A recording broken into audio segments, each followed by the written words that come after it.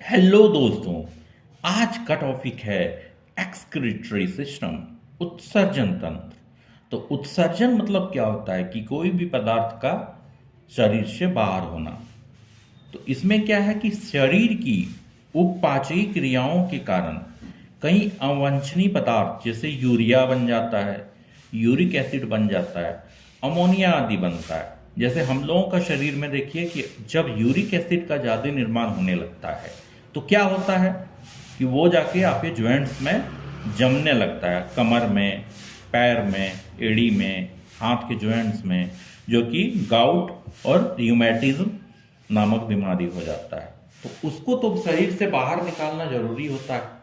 तो उसके लिए हम लोग क्या करते हैं कि उसको शरीर से बाहर निकालते हैं। तो हम खुद नहीं निकालते हैं, हमारा जो उसमें अंग दिया हुआ है शरीर में वो निकालता है, जो हमारे शरीर के लिए हानिकारक होते हैं।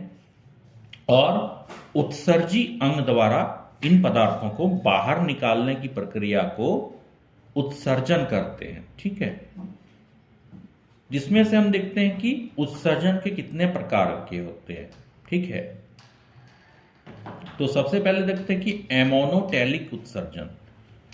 तो उत्सर्जी पदार्थ इसमें क्या होता है कि ये अमोनिया को निकालता है। इसमें कौन कौन आते हैं? प्रोटोजोआ के सभी मेंबर्स आते हैं, फिशेस आते हैं, एम्फीबियंस आते हैं, फ्रॉग सब। ठीक है, एम्फीबियंस मतलब होता है फ्रॉग वर्ग्स में ही आता है। फिर मैमल्स आते हैं। फिर है कि बहुत सारे जीवों में डिफरेंट टाइप के उत्सर्जन भी होते हैं, जिसको हम डिफ्यूजन कहते हैं। अगर डिफ्यूजन के बारे में पूछा जाए तो देखिए, प्लानेरिया में फ्लैम सेल होता है जो कि उत्सर्जन करता है, और अर्थवॉर्म में क्या होता है? नेफ्रिडिया होता है। यह भी याद रखना जरूरी है। अब अगला है यूरिकोटैलिक। इसमें क्या होगा कि यूरिक अम्ल निकलता है।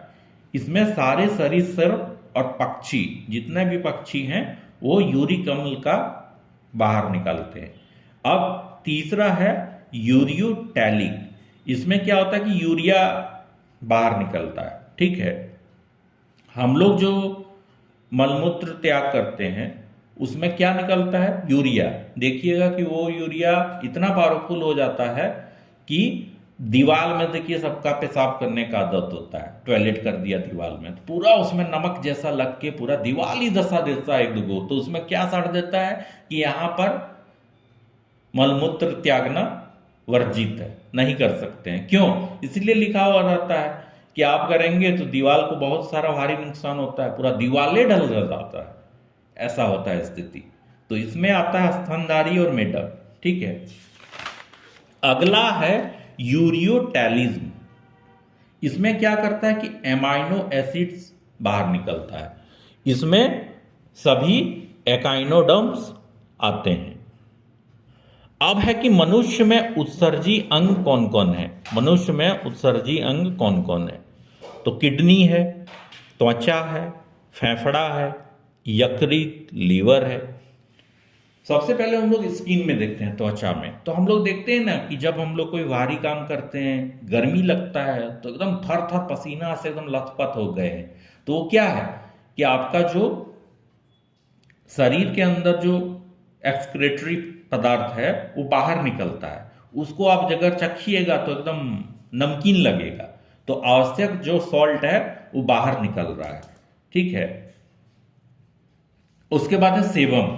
सेबम क्या होता है कि आप देखिएगा कभी कभी शरीर, चेहरे पे पूरा एकदम चटचटा टाइप का, ऑयली टाइप का जो निकलता है उसको सेबम कहते हैं। क्योंकि हमारे अंदर जो ग्रंथियां होती है त्वचा के अंदर, वो उसको बाहर निकालती है। और भी एक्सक्रेशन त्वचा के द्वारा, जैसे नाक में देखिए, कान में देखिए, ये सब क्या होता है कि एक्सक्रेटरी पदार्थ है जो बाहर निकलता है त्वचा से। उसके बाद है लीवर। लीवर क्या करता है कि एक्सेस एमाइनो एसिड जो होता है उसको बाहर निकालता है। हमारा जो ब्लड वहां पे प्यूरिफाई होता है, उसमें बहुत सारे अमोनिया होते हैं जो कि शरीर के लिए, किडनी के लिए, डिफरेंट अंग के लिए बहुत ही घातक होते हैं, जिसको वो यूरिया में कन्वर्ट करता है और जो टॉयलेट के माध्यम से बाहर निकलता है। ठीक है, अब है फेफड़ा। अब है फेफड़ा, लंग्स। लंग्स क्या करता है कि हम लोग कार्बन डाइऑक्साइड बाहर निकालते हैं और ऑक्सीजन सांस में लेते हैं, ये पता है। तो लंग्स क्या करता है कि कार्बन डाइऑक्साइड जो कि बहुत ही खतरनाक होता है उसको बाहर निकालता है। और जलवाष्प, बहुत सारे हम लोगों का जो अंदर जो होता है पानी का छोटा छोटा बूंद, वो भी बाहर निकलता है श्वसन में। ठीक है, अब है इसमें स्पेशल क्या है कि लहसुन, प्याज और कुछ मसाले जिसमें वाष्पशील घटक होते हैं। देखते हैं खाते ही आपको एकदम नाक से एक लगेगा कि एकदम पूरा जलने जैसा, वो भी बाहर निकालता है। और ये कौन निकालता है? फेफड़ा। ठीक है, तो यहां था आपका एक्सक्रीटरी सिस्टम का इंट्रोडक्शन। अब हम लोग आगे क्लास में किडनी का डिटेल स्ट्रक्चर, फंक्शन जानेंगे। Thanks for watching.